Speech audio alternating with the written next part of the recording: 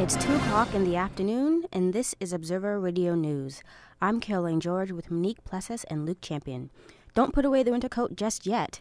In the weather today, it's partly cloudy and -2 outside our East York studios. Now, here are the headlines. The federal government gives $700 million to help bail out the Canadian auto sector. Earthquake shakes Italy. Canadian doctors donate a day's pay to Africa. Now, to our top story. Auto workers may rejoice. The federal government will give the Canadian auto sector an additional $700 million to help with the bailout. Industry Minister Tony Clement says the money provided by Export Development Canada will be used to help out the auto parts companies. Clement also commented that the bailout could help out General Motors Corporation in Canada and the United States during their bankruptcy restructuring. After its worst earthquake in 3 decades, Italy's death toll still stands at 207. The 4.9 magnitude quake, which hit the city of L'Aquila Monday night, has left approximately 50,000 people homeless and 1,000 more injured. Officials say between 10,000 to 15,000 buildings were damaged and destroyed, including historical Renaissance and Gothic architecture, while aftershocks hit 26 villages nearby. Prime Minister Silvio Berlusconi says rescue efforts will continue for another 48 hours. A relief fund set up by the National Congress of Italian Canadians is raising money to help with reconstruction. A day's pay goes a long way. Across Canada today, 160 doctors will donate the equivalent of 1 day's pay to the Canadian physicians for aid and relief. In its 4th year, the event, known as Donate a Day, will help support health and developmental projects in rural Africa. The agency hopes to raise about $100,000 towards the relief fund. And the Humane Society of Durham Region burned to the ground on December 17th last year. The flames have put out and the surviving animals have been rescued. There's a grave need for the shelter in the Durham region, and the staff is eager to get back to helping the animals. But politics are getting in the way. Mallory Hendry reports. Ruby Richards, manager of the Humane Society, is struggling to keep her staff motivated and the animals healthy. It's hard, Richards says, because they serve one of the largest areas in Ontario. Between 500 and 700,000 people in Durham right now. And it's probably, as for area square miles, we probably have one of the largest coverage areas we have to deal with. Getting the Humane Society back up and running has become a political issue. The city of Whitby is taking its time with the zoning. If they take the usual 4 to 6 months, the shelter may lose the land that they've bought. Lindsay Cope, animal care manager, is frustrated by the delay. Oh, it just infuriates me. It's frustrating. I mean, I don't know, to me, but I mean, I don't know politically, I know nothing. It's just frustrating thinking, like, how hard is it to give us a little piece of land? Like, it's not like we're asking for, 200 acres in the middle of the city. Like, all we're asking for is an acre or two. The community is showing their support through fundraisers and donations. Richards hopes this will put pressure on political leaders to make their zoning a priority. Mallory Hendry, Observer Radio News, Toronto. And that's the latest news. Now here's Luke with sports. Thanks, Caroline. Hi, everyone. Tonight we'll see the Blue Jays try to repeat last night's 12-5 home opener against the Detroit Tigers when they meet at the Rogers Centre. Fans will have to enjoy the game without the aid of alcohol, as the Rogers Centre is facing a temporary license suspension stemming from old infractions. Jays fans will have to deal with one more dry game at some point this season, as well as one for Argos fans as well. In Leafs news, the battered team has 3 games left. Tonight they're in New Jersey facing the New Jersey Devils, trying to end their 0-2 streak. Tomorrow they'll be back in Toronto taking on the Buffalo Sabres, and Saturday will be a season-ending home game against Ottawa. Elsewhere in the league, there's a total of 13 games on tap tonight. The Rangers will be battering Montreal to stay afloat, while Florida does the same in Philly. Both the Rangers and the Panthers are currently sitting at 89 points. In NBA news, the Raptors will play host to Atlanta tonight at 7 p.m. Then it's off to Atlanta to face the Pacers tomorrow night. They'll finish off the week back at the Air Canada Centre against Washington. The team sits 31.5 games back with 6 games left in the regular season and absolutely no chance of making the playoffs. They're playing for pride now, folks.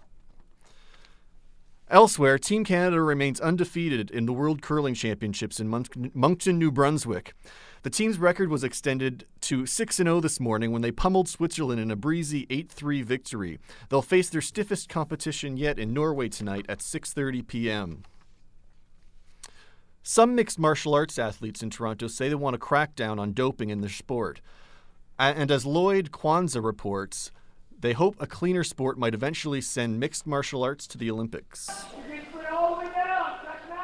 Mark Hominick was training people in mixed martial arts at Extreme Couture Gym in Toronto on Tuesday.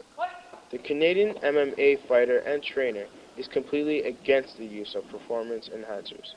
He has no tolerance for people who take it. Obviously, as an athlete, I 100% think it's cheating. You know, anytime you're trying to get an advantage by using an illegal substance, it's obviously cheating. So I'm totally against it and, totally don't agree with it. And anytime I hear that people do that, it just kind of disgraces the sport, in my opinion. The Canadian Centre of Ethics in Sport, known as CCES, tests Canadian athletes.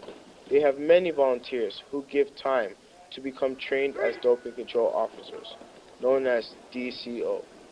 The DCOs receive the sample, do the paperwork, and ship it to the lab.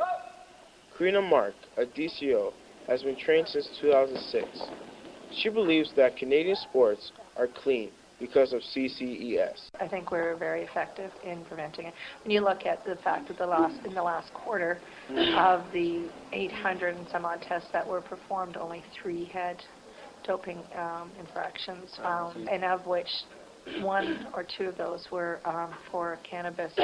Another fighter and trainer at the gym, Chris Hordecki, knows the public hold athletes highly. He wants them to take responsibility for themselves. They're seen as being something, above the average human being. So it's very important, to keep, the competition clean and to keep that role model figure, for the public.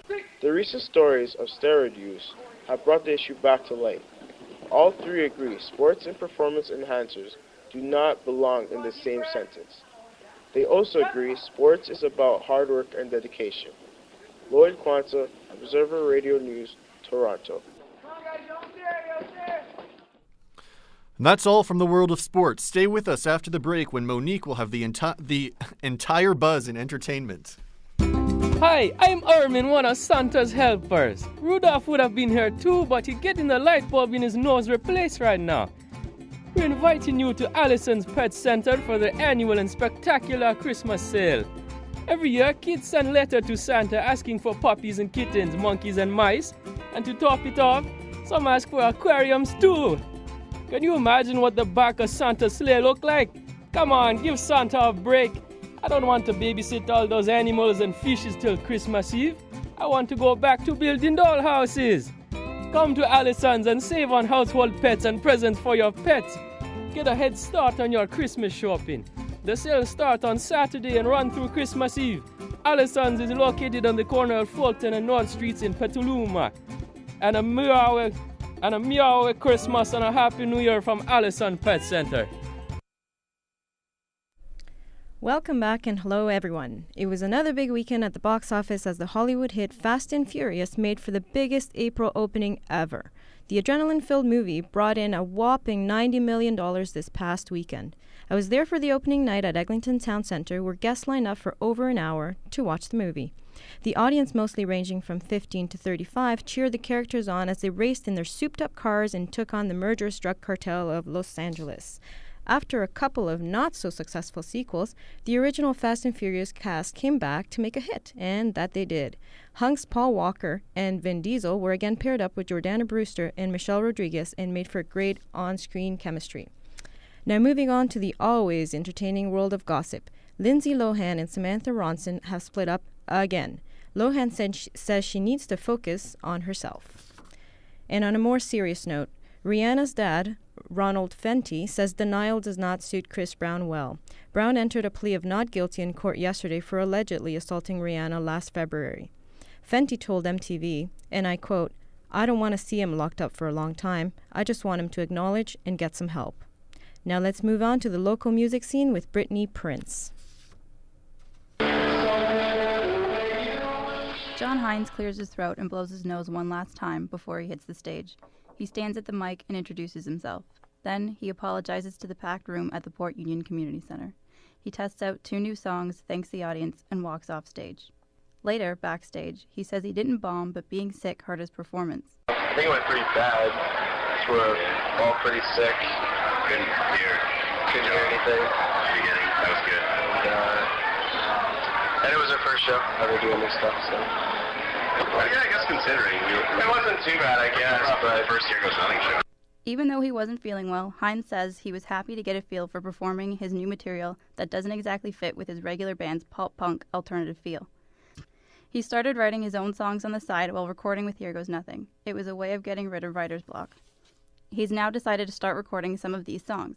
I guess just because we've been in Here Goes Nothing for 4 years, and we've had ups and downs, people interested, people not interested, and I think doing something different is just kind of good, because I look at all the bands right now in the local scene that are a little different than the mainstream, and they seem to get a lot more attention from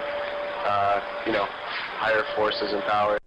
Hines says you'll see where this new music takes him. He also makes it clear that Here Goes Nothing have not broken up, and they will continue to try to get signed. Brittany Prince, Observer Radio News, Rouge Hill. And that's all for me. Now let's send it back to Caroline for the wrap-up. Thanks, Monique. That's the news for now. You can hear more news coming up in about 15 minutes on the internet at ondemand.centennial.college.ca.